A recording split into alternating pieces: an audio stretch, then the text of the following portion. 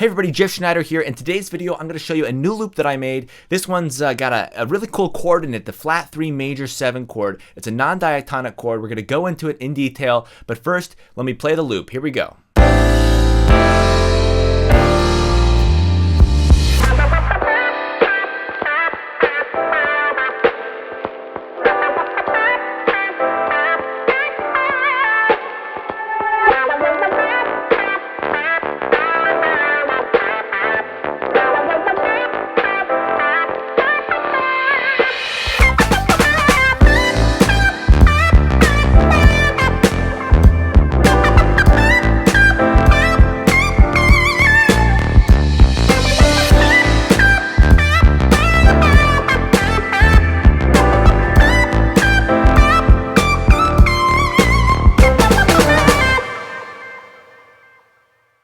So there it is. By the way, that instrument I was playing is called an EWI. That's EWI. It stands for Electronic Wind Instrument. It's got similar fingerings to a saxophone, and it has a lot of cool sounds and effects that you can do with it. All right, let's talk about the harmony first. I'm going to break down the piano voicings. We start with an A minor 11 chord.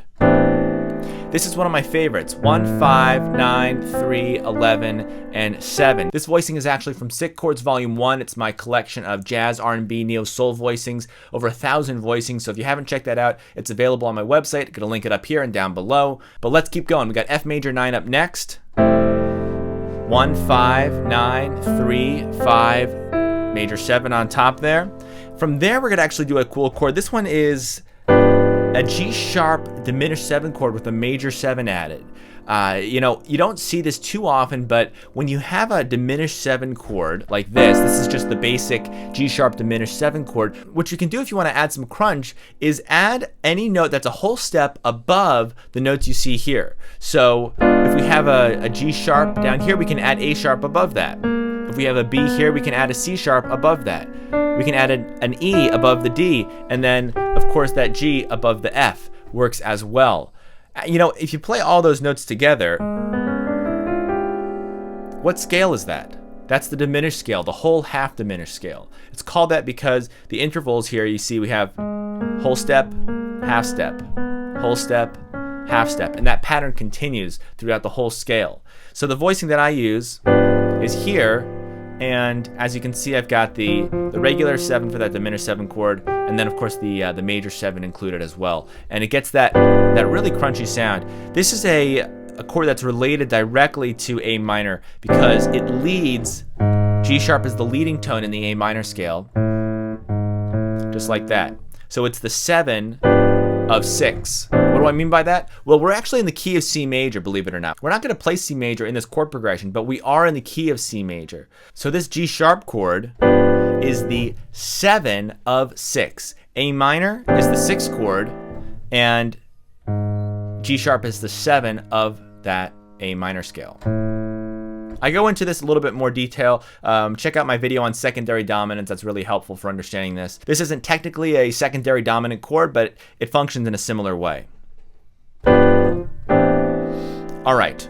So from there, we're going to repeat those two chords, the A minor 11 and the F major 9, and we're going to go to that flat 3 major 7 chord, the E flat major 7, and we have a 9 there as well. Same voicing as the F major 9, just move down a whole step. So where does this chord come from? This E flat major 7 chord is actually what's called a borrowed chord, modal mixture. You may have heard of these terms before. What we've done is we've borrowed the E flat major 7 from the C minor scale, which is the parallel minor scale. Remember, we're in the key of C major. You'll hear if I resolve that E flat major 7 to C, you get a nice resolution, especially if I play the other chords.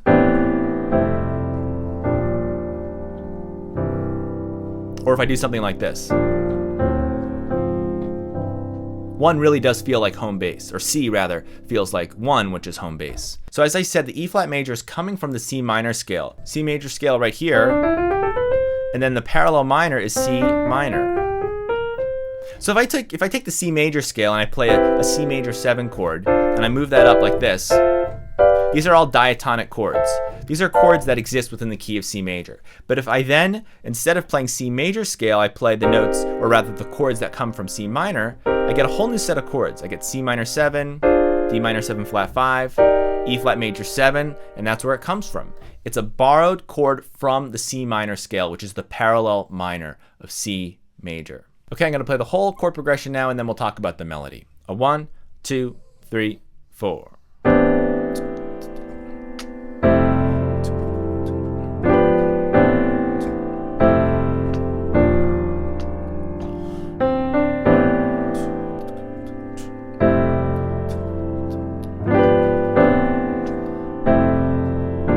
That's the whole thing. It just loops over and over again. So what's happening in the melody? The first phrase goes like this. It's a pickup, so it's like 1, 2, 3. And that B is the downbeat of the first measure. It's very much so the A minor pentatonic scale. C, D, E, G, A as a grace note into the B. Now the B is not in the pentatonic scale, but it is the 9 of the A minor 9 chord. And then we descend that A minor 9 chord with an arpeggio in reverse. That's how we get to the F.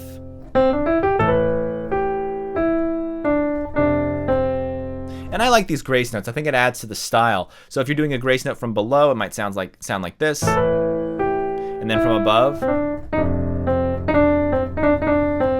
that E flat right there, that's coming from the A minor blues scale.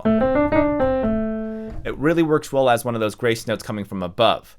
Okay, so then the phrase repeats in a similar way.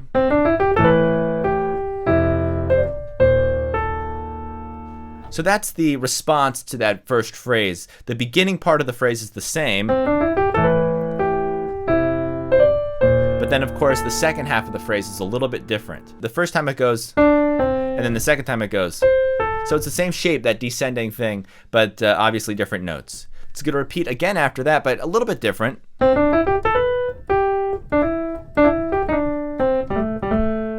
There you got that E flat again, that flat 5 from the A blues scale.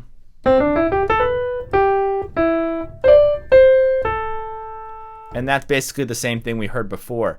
The final phrase coming right out of the blues scale.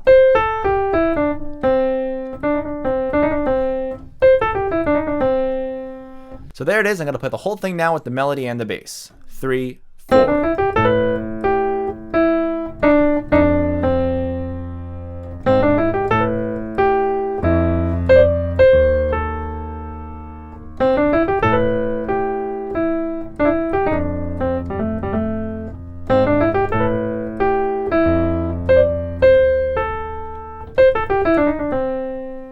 There you go. If you guys have questions, be sure to leave them down below in the comments. If you want to download the stems or the MIDI files, or the full mix for that matter, it's all going to be available on my Patreon page. I make all that stuff available for all the loops on Patreon, so I'll link that below and somewhere on the screen here. And of course, Sick Chords Volume 1 is available on my site. That's linked somewhere around here and down below. So thank you guys for watching, and I'll see you in the next one. So long.